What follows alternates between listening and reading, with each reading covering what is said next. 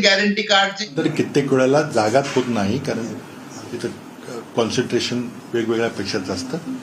त्यामुळे मला वाटतं की तो ट्रेंड राहिलेला आहे. आणि नंतर काय होतं की जनरली कर्नाटकमध्ये दर निवडणुकीमध्ये सत्तांतर होतं, बदलतो. तो यावेळेलाही झालेला आहे. पण त्यामध्ये अँटी इन्कम्बन्सी होती का, 40% करप्शनचा मुद्दा हा त्यांना झिडकता आला नाही, आणि बरेच विषय मगाशी बोलल्याप्रमाणे झाले. तर आणि काँग्रेसनी सर्वात महत्वाची गोष्ट म्हणजे अत्यंत ताकदीनं निवडणूक लढवली. सर्व केंद्रीय नेते त्यामध्ये ताकदीनं उतरले आणि स्थानिक नेतृत्वाला प्राधान्य दिले. सर, कर्नाटका में कांग्रेस लीड कर रही है, बीजेपी पीछे है, क्या कहना चाहिए? देखिए, कर्नाटक में जैसी उम्मीद थी, या में उम्मीद थी, उसी उम्मीद के अनुसार कांग्रेस को पूरा भारी अक्सरियत से स्पष्ट बहुमत से मिल रहा है. सरकार कांग्रेस की बनती दिखाई दे रही है. जैसे मैंने अभी मराठी में कहा, कई सारे मुद्दे हैं.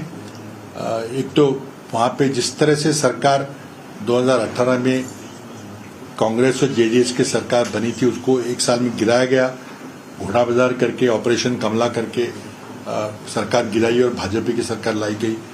और उसमें जो भी आर्थिक व्यवहार हुए, उसकी वसूली के लिए पिछले 4 साल भारतीय जनता पार्टी काम कर रही थी. और 40% कमीशन लेने वाली करप्ट सरकार के रूप में कांग्रेस ने जनता के सामने भाजपा को पेश किया. उसे जनता ने स्वीकार किया है.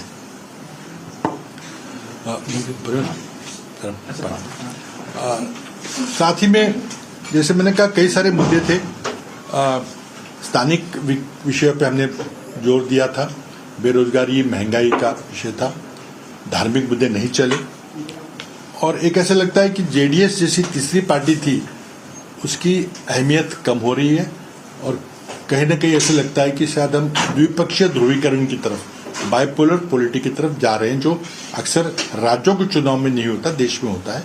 और इसे एक सबक लेना पड़ेगा कि हमको 2024 के लिए सभी विपक्ष के दलों को एक महाआघाड़ी, एक ब्रॉड अपोजिशन कोएलिशन बनाना पड़ेगा. और एक भाजपा के उम्मीदवार के सामने एक विपक्ष का उम्मीदवार रखना पड़ेगा.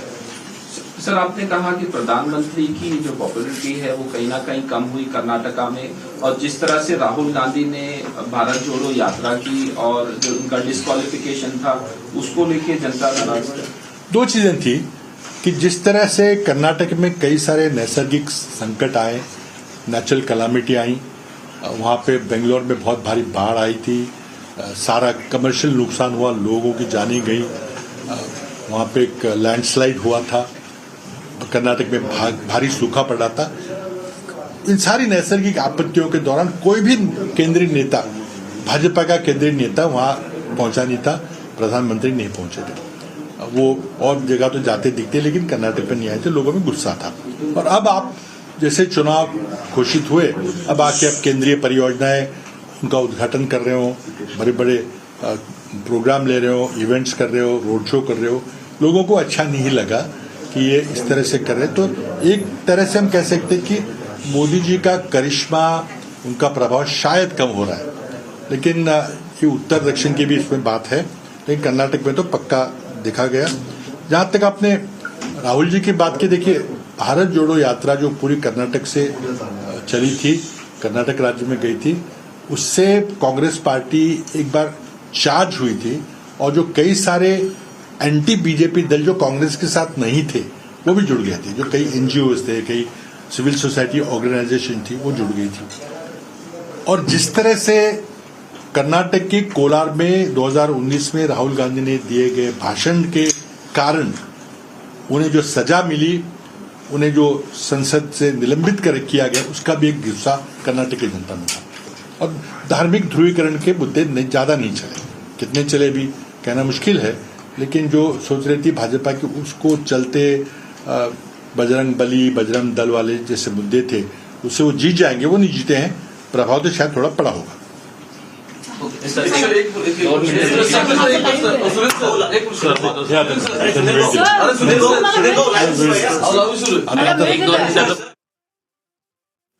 तर यावेळी पृथ्वीराज चव्हाण हे बोलत होते. यावेळी त्यांनी देशभरामध्ये सर्व विरोधकांनी एकवटणं महत्त्वाचं आहे आणि भारतीय जनता पार्टीच्या उमेदवाराच्या विरोधात सर्वपक्षीय एक उमेदवार असावा असं पृथ्वीराज चव्हाण यांनी आपलं मत व्यक्त केलंय.